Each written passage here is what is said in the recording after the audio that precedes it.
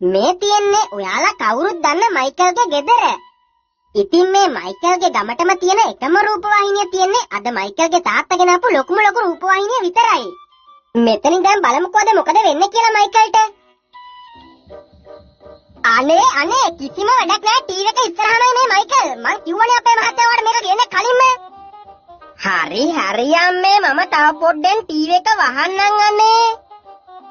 Michael මම TV එක off කරන්න කලින් ඔබ ඕෆ් කරපන්. නැත්නම් ඔබට ආයි කවදාවත් ටීවී බලන්න වෙන්නේ හරිද? අයියෝ හරි අප්පච්චි වහන්නම්. ඕක වහලා කඩේට ගිහිල්ලා පරිප්පු 250ක් අරන් වරෙන් මයිකල් ඉක්මන් කළා.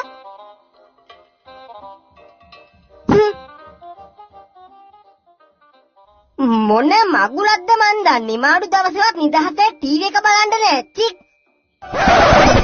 පුටා මල කෙලියයි චමින්දයි එනවා.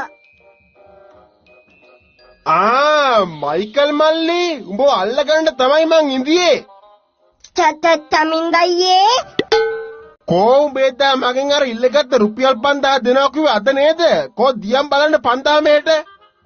අඩේ චමින්දයියා දැන් නම් මං අතේ නෑ සල්ලි. මං හම්බ වෙච්ච ගමන් ඔයාට දෙන්නම්. මල්ලි මේ උඹ එතත් මට ඔය කතාව තමයි කිව්වේ. අද දවස් හතරට සල්ලි හම්බුනේ නැතොත් එහෙනම් මං උඹ ගැන බලා ගන්නම් හරිද? අනේ හරි චමින්දයියේ ගහන්න නම් එපා. මං ඔයාට සල්ලි හොයලා දෙන්නම් අද. බලමුකෝ. හැබැයි දුන්න නැතොත් එහෙම දන්නවනේ. අඩඩේ මේක අද රුපියල් 5000 දෙන්න කොහෙන්ද මන් දැන්? මේ උඹලට ආරංචි වුණාද මයිකලගේ තාත්තා උට හෙන පට ටීවී එකක් ගෙනල්ලා දීලා කියලා? අඩෝ දන්නේ බං ඉරාටම ගෙනහද? ඔව් යකෝ මේ ගමටම තියෙන එකම ටීවී එක තියෙන දැන් මයිකල්ට තමයි. සුපිරිනේ බං. එහෙනම් මේ ගමේ T20 එක උඹලා ගෙදර ගියා බලන්න පුළුවන් වෙයි බං. ඔව් ඔය කියනකොට මෙන්න මයිකලයා උඹලා ගෙදරට සුපිරි ටීවී එකක් ගෙනලා කියන්නේ ඇත්තද බං? ඔව් ගෙනාවා හිච්චි. එහෙනම් මේ අද රාට අපි එනවා බං මැච් එක බලන්න හොඳේ? වරෙන් පොඩ්ඩක් ඉඳපන්. මුන්ට මැච් එක පෙන්නන්න රුපියල් 1000 ගානේ ගත්තරන් වැඩේ ගොඩ හැබැයි. මොකෝ මයිකල් උඹ කල්පනා කරන්නේ? හරි උඹලා වරලක මැච් එක බලන්න. හැබැයි රුපියල් 1000 ගානේ ගෙනපල්ලා හැම එකම හරිද? ඒ මොකටද රුපියල් 1000ක් මයිකලෝ? එහෙම තමයි. උඹලට මැච් එක බලන්න ඕන නම් රුපියල් 1000ක් ගෙනපල්ලා. නැත්තම් නිකන් ඉඳපල්ලා. අඩෝ හිච්චි බලපංකෝ මම මයිකලයා කියන කතාව. උඹලා එනවනම් වරෙල්ල සල්ලි අරගෙන මං යනවා.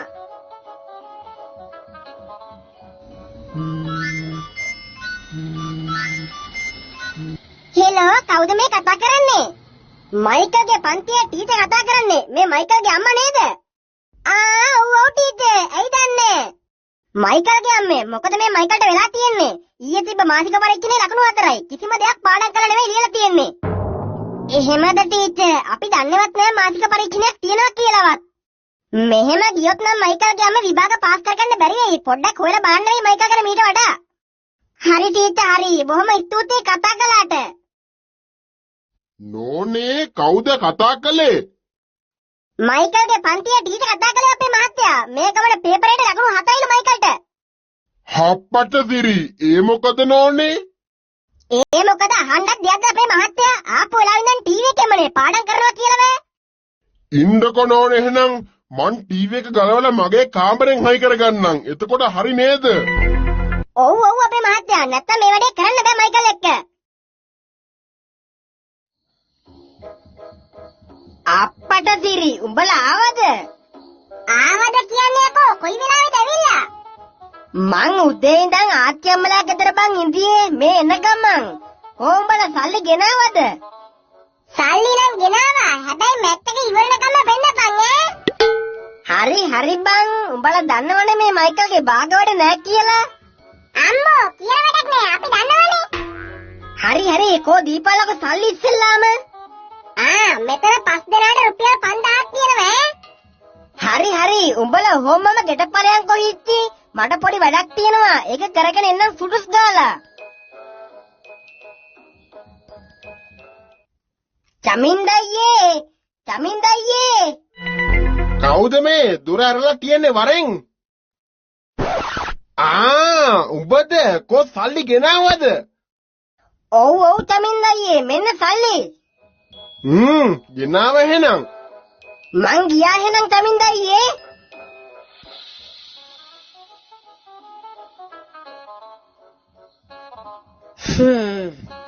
කොහෙද බන් දුවන්නේ හැමතැනම?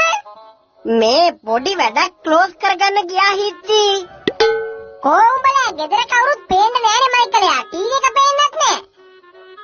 අම්මා එහෙමනම් කුස්සියේ ඇත්ත හිටි. ටීවී එක නම් අර තියේ. අඩඩේ කොයකෝ මෙතන තිබිච්ච ටීවී එක? හේ? අයියෝබලා ටීවී එක හොරගෙන ඉන්නද? අඩේ නෑ බං මෙතන තිබ්බනේ ටීවී එක. ඉඳපන්කො බං අම්මගෙන් අහලා එන්න. අම්මේ කො ටීවී එක? උඹ ආවද ගෙදර? උඹ එනකම්ම තමයි මයිකල් ඉඳී මේ පාර පේපර් එකට ලකුණු 4යිලු. දැන් ටීචර් කතා කරලා කිව්වේ. හුට්ටා ටීචර් කතා කළා? හරි ඉතින් ටීවී එක කෝ කියන්නකෝ. ටීවී එක අපච්චි කාමරේ. ඒ හවල් දෙකටද තාත්තගේ කාමරේට දැම්මේ. අනේ අම්මපා මගේ මොකද අහගන්න තෝ මයිකල් කාමරේට ගිහලා පොත බලගනින්. අනේ අම්මේ. මයිකල් කෝටුව ගන්නද? මොකෝ බං මයිකල්? අඩේ ඉච්චි ටීවී එක තාත්තා කාමරෙන් ගිහලා එල්ලගෙන බං උඹලා ඵලයල්ලා. මොකද තියෙනන් අපිට එන්න කිව්වේ? මං දන්නේ දැන් හිච්චි නැත්තම් උඹලට එන්න කියනවා වේ. හරි දැන් කරන්න දෙයක් නෑනේ. අපේ සල්ලි තියන් යන්න බරක් වෙනවා අපිට. හුටා සල්ලි? අඩේ හිච්චි සල්ලි පස්සේ දෙන්නම් බං ඒක වියදම් වුණානේ. විකාරණ කියවන්න එපා මයිකලයා. කෝකෝ තියන් සල්ලි. ඇත්තමයි කිව්වේ හිච්චි සල්ලි නෑ බං පස්සේ දෙන්නම්.